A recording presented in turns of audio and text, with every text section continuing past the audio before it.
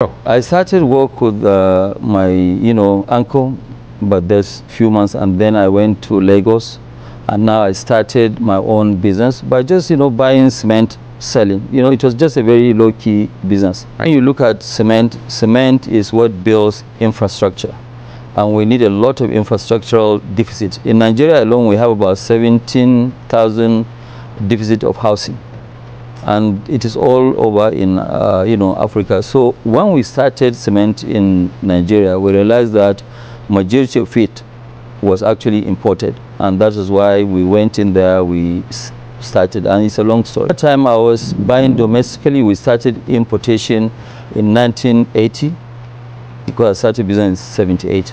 So by 1980 we started importing sugar, rice, commodities generally.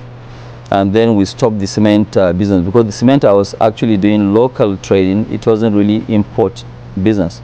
We started import of cement in 2000.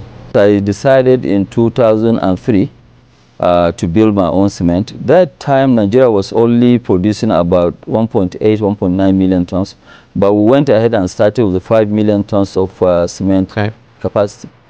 This was 2000, and we started the building end of 2003, and we finished in 2007. The largest cement manufacturer